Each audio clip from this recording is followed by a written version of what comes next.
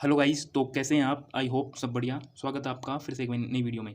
तो गाइस, आज जो हम बात करेंगे एसएससी सीपीओ 2024 लेटेस्ट अपडेट, मतलब अभी जो कि अपडेट है, क्योंकि मैंने भी लास्ट वीडियो बनाई थी उसमें मैंने बताया था कि भाई अभी तक तो कुछ अपडेट आया नहीं था फाइनल रिजल्ट का, लेकिन वो कोर्ट केस वाला इश्यू था।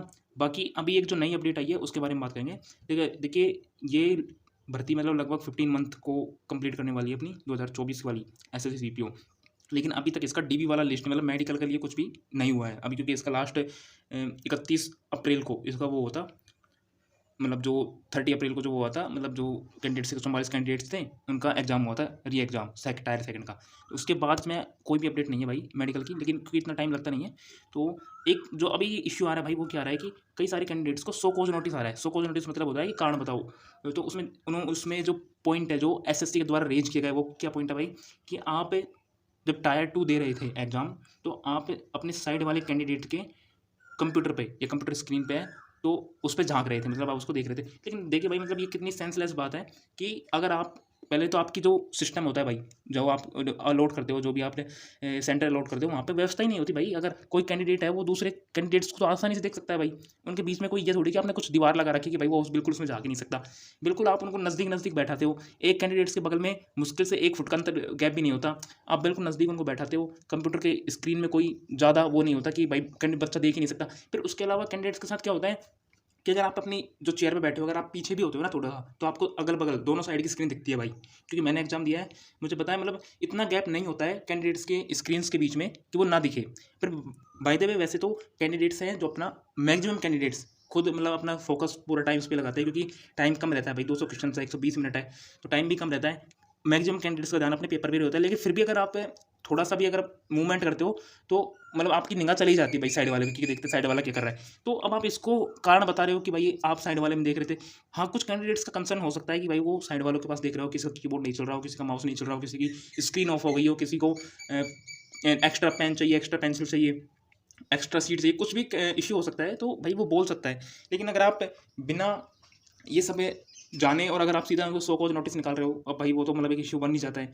और इसमें सीधा फिर ये भी है कि आप इसकी सज़ा भी आपने कितनी बड़ी रख रखी है कि आप 7 ईयर तक डिबार कर रहे हो भाई। मतलब आप 7 ईयर तक एग्ज़ाम नहीं दे सकते एसएससी के, अगर आप इसमें मतलब पाए गए, अगर गिल्टी पाए गए तो आप। तो अब देखिए सीधी बात ये है, जिनको भी सो कॉज नोटिस आया है, वो पहले तो अपना रिप्लाई करेंगे अपने ज़ोन के जो हेडक्वार्टर होता है वहाँ पर। जो भी ज़ोन का, जैसे एनआर ज़ोन का है, तो वो अपने वहाँ पे पहले रिप्लाई करेंगे उसको कि भाई मैं उसमें लिप्त नहीं था, मतलब मेरा कोई ऐसा इंटेंशन नहीं था कि मैं उससे देख रहा था, ये फॉर्मेट बता दिया गया है। आप देखिए लीगल एडवाइस लीजिए, मतलब आपका जैसे जो टीचर हैं, है ना, जो मतलब जो इससे रिलेटेड है, जैसे एसएससी के टीचर अभिनय शर्मा सर है, जो बड़ी टीचर है काफ़ी, इंग्लिश के टीचर से रानी मैडम है, अमन वशिष्ठ सर है। तो आप इनके इनके इनकी हेल्प लीजिए, इनको बताइए कि हमें ऐसा नोटिस है, तो वो आपको एक फॉर्मेट बना के देंगे कि भाई आप कैसे इसका रिप्लाई कर सकते हैं। बाकी अगर उस रिप्लाई को भी जो आपका वो हेडक्वार्टर है वो नहीं मानता है, एसएससी नहीं मानती है, तो फिर वो आपके पास लीगल रास्ता, वो तो कोर्ट के थ्रू जाता है भाई।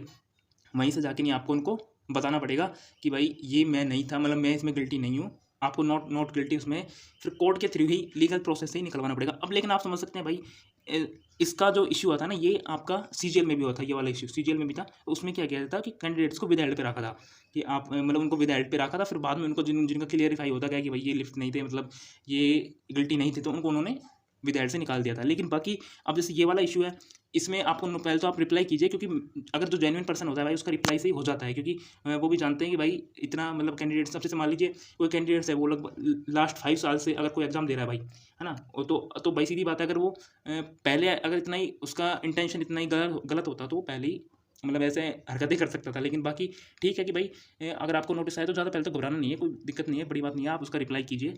बाकी इसके अलावा अगर उसके बाद भी नहीं होता तो आपके पास काफ़ी ऑप्शन है, ज़्यादा टेंशन लेने की बात है नहीं, क्योंकि इसमें सारे टीचर्स भी मैंने देखा है वो भी सपोर्ट में आ रहे हैं भाई, तो है ना, ज़्यादा कोई दिक्कत है नहीं। लेकिन बाकी आप ये सबसे पहले तो ये कीजिए भाई, सो कॉज नोटिस को एक टेलीग्राम पे ग्रुप बने हुए हैं, उन पर उनमें शामिल हुई है ना, क्योंकि मल्टीपल कैंडिडेट्स को आए तो आपको हेल्प रहेगी साथ में, अगर आगे कुछ प्रोसेस होती भी है। बाकी रिप्लाई से मुझे लगता है कि कौन सा सॉल्व हो जाएगा।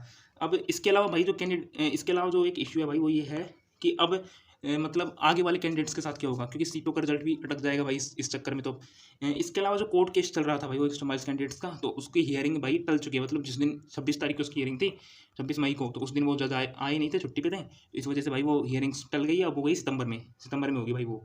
और सितंबर में मतलब ये तो काफ़ी लंबा टाइम है। अगर एसएससी इतने दिन तक रिजल्ट को होल्ड रखती है तो आप समझ सकते हैं कि ये वाली भर्ती तो क्या फिर आप 2026 में पूरी कराओगे क्या भाई? 2024 की भर्ती आप 2026 में कैसे कर सकते हैं भाई? 2 साल तक कौन सी भर्ती चलती है यार? तो इसका मतलब मुझे लग रहा है कि रिजल्ट तो इससे पहले आएगा भाई, कैसे भी करके वो रिजल्ट तो पहले डालेंगे। बाकी जो मैं ये वाला इश्यू बता रहा था आपको, ये सो कॉज नोटिस वाला, इसका तो भाई ये रहेगा कि जिन कैंडिडेट्स को ये नोटिस आया है उनको ये शायद विद पे डालेंगे कि आपका इशू है, जो आप क्लैरिफाई कीजिए उसको। बाकी बाकी कैंडिडेट्स का रिजल्ट इनको निकालना पड़ेगा। लेकिन अब ये कि जो भाई ये वाली अपडेट हो रहा है कि जो मतलब रोजगार मिला है वो 25 जुलाई को डेट अनाउंस है उसकी कि भाई 25 जुलाई को रोजगार मिला है। तो अब अगर आप उससे पहले ये सारी प्रोसेस कंप्लीट करवाते हो, मतलब आपके पास लगभग 1.5 मंथ है, तो आपको ये कंप्लीट करवाना पड़ेगा प्रोसेस 1.5 मंथ के भीतर।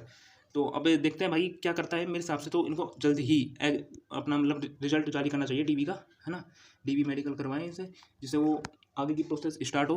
क्योंकि भाई जब तक ये रिजल्ट डीबी मेडिकल नहीं होगा भाई, इतने आगे की प्रोसेस नहीं हो पाएगी, क्योंकि ये वाली भर्ती भी काफ़ी लंबी खिंच जाएगी। अब मतलब आप समझ सकते हैं कैंडिडेट्स के साथ भी कितना बुरा हो रहा है। 1 साल से आप किसी 1.5 साल से लगभग 15 मंथ होने को आए भाई, है ना। मतलब एक प्रॉपर आपने तैयारी की है, सब चीज़ आपने इसके लिए क्या फिजिकल किया है, आपने 2 पेपर दिए हैं, पूरा मतलब दिन रात मेहनत की है भाई, फिर भी मतलब न डीवी का कोई डेट न मेडिकल का क्या मतलब कुछ भी, बिल्कुल मतलब भाई इसको तो इन्होंने बिल्कुल इग्नोर कर रखा है। लेकिन देखते हैं भाई, होप कि सब बढ़िया होगा ना, सब बढ़िया होगा ही। होप तो क्या, क्योंकि अब क्या है, अब जो टीचर्स तक है ना उन तक भी ये बात पहुंच रही है कि भाई ये वाला मामला बहुत थोड़ा पेचीदा हो रहा है। क्योंकि अगर ये वाली बात अगर सीजीएल के साथ होती ना भाई, तो अब तक बच्चे और टीचर्स प्रोटेस्ट कर रहे थे सड़कों पे। लेकिन वही है कि इस भर्ती को लाइटली भी लिया जाता है इतना ज़्यादा। अब ये वाली बात सीएचएसएल में होती तब भी स्टूडेंट और टीचर दोनों दिल्ली की सड़कों पे होते हैं भाई। लेकिन ये है कि अभी इसका मतलब थोड़ा सा वो कहते हैं ना कि इनका मतलब वो एकता है नहीं इसमें, सीपीओ वाले में, और इस भर्ती को भी वो कमजोरी समझते हैं, मतलब इतना लेवल पे नहीं लेके जाते। हाँ बाकी टॉपर्स आते हैं जब, तो सब टीचर्स अपना दावा ठोकते हैं कि ये हमारा था। लेकिन अभी जो क्रिटिकल टाइम है उसमें कोई आपके साथ इतना फुल सपोर्ट खड़ा है नहीं। कुछ एक टीचर्स है जो अपनी तरफ से पूरी मेहनत कर रहे हैं भाई। लेकिन सीधी बात यह है भाई, जब तक आप ट्विटर कैंपेन या कुछ ऐसा नहीं करे, जब तक ऑफिशियली प्रेशर नहीं बनता है ना, इतने भाई कुछ होगा नहीं। बाकी लेकिन देखते हैं, लेट्स होप सब बढ़िया होगा। अब मुझे लग रहा है भाई, देखिए मैं तो वही पहले बोल रहा था कि या तो मई के एंड तक या जून के अर्लियर में इनको रिजल्ट देना पड़ेगा भाई। अब होप तो हम भी यही कर रहे हैं भाई कि जल्दी दे, क्योंकि आप जानते हैं भाई इतने सोर्सेज किसी के भी नहीं होते। एक तो आरटीआई वाला सिस्टम होता है जिससे कुछ जेन्युइन जानकारी निकल पाती है, या कोई डिपार्टमेंट में आपका कैंडिडेट कोई मतलब सोर्स हो जिससे आप जानकारी निकलवा सकते हैं। तो देखिए वो आरटीआई वाला तो उन्होंने बिल्कुल बंद कर रखा है, उस पर तो वो कुछ बता ही नहीं रहे हैं भाई, ये मतलब नहीं बता सकते। आंतरिक मामले कुछ ऐसा इन्होंने बता रखा है कि उससे नहीं बता सकते। तो और बाकी इतना कोई अंदर डीपली है नहीं, टीचर्स का तो रहता है, पर वो भी उनको भी अभी नहीं पता कि क्या सीन चल रहा है इसका।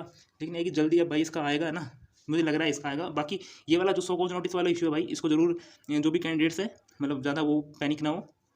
आप टेलीग्राम पे जुड़िए चैनल पे, और टीचर से बात कीजिए, क्योंकि बहुत सारे टीचर्स मैं देख रहा हूँ जो इस पर आप मतलब हेल्प कर रहे हैं बच्चों की। तो ज़्यादा घबराने की बात है नहीं भाई, है ना, हो जाएगा इसका भी सॉर्ट आउट। बाकी आपको विद एड पे रखेंगे, वो भी क्लियर हो जाएगा, और जिन कैंडिडेट्स को भी आया उनका भी आपका ज्वाइनिंग होगी भाई, है ना। तो ज़्यादा घबराना नहीं है। अब इसके अलावा भाई अब व्हाट टू डू नेक्स्ट, मतलब क्या करना चाहिए भाई, क्योंकि अब आप ये समझ लीजिए आपका सीजीएल आ रहा है प्री, सीपीओ आ रहा है प्री, अगस्त में दोनों एग्जाम है। तो भाई अब उस पर लग जाइए ना, क्योंकि देखिए अब इसमें तो कुछ है नहीं ज़्यादा प्रोसेस, मेडिकल ही है बस एक, जो कर लोगे आपको ज़्यादा टेंशन लेने वाली बात है नहीं। होना होगा तो आपका जरूर 100% हो जाएगा भाई, उसमें ज़्यादा टेंशन लेने, एक वेट वाला इशू रहता है जो आप मेंटेन कर लेना। बाकी अब नेक्स्ट की तैयारी कीजिए भाई, क्योंकि सीधी बात यह है भाई, अगर उसमें भी आप पेपर खराब करके आते हो तो उसमें कोई क्या मतलब रह जाएगा फिर। दोनों ही मतलब जिनके बॉर्डर लाइन पे, जिनके नंबर ठीक है भाई, उनको तो फिर ये है कि भाई मेडिकल अगर हो गया तो फिर भी कुछ ना कुछ सिक्योर होगा। लेकिन जिनके बॉर्डर लाइन पे, वो तो अपना नेक्स्ट तैयारी कीजिए। बाकी वो पोस्ट भी बड़ी होती है सीजीएल वाली, तो फेज 13 का एग्जाम है उसका भी कीजिए, CHSL MT SGD, तो कोई दिक्कत नहीं है भाई, उसमें लग जाइए ना। इसको अभी थोड़ा सा ये मान लीजिए कि अभी समय ख़राब है अपना भी समय ख़राब है, तो उस वजह से ये थोड़ा सा इशू हो रहा है। बाकी कोई नहीं, सही टाइम आएगा जब ओके हो जाएगा। तब मुझे लग रहा है शायद जून में इनको 100% करवाना होगा भाई, जुलाई तक भी वो चलेगा मेडिकल भी। जब भी आपका जून जुलाई अगस्त के आसपास इनको दे देंगे, आपको कुछ ना कुछ फाइनल रिजल्ट दे देंगे या ज्वाइनिंग दे देंगे। तो ज़्यादा टेंशन लेने की बात है नहीं भाई। नेक्स्ट पे फोकस करते हैं ना, मैं भी आपकी तरह नेक्स्ट पे फोकस कर रहा हूँ। कोई नहीं, मिलते तब तक नेक्स्ट वीडियो में। जय हिंद।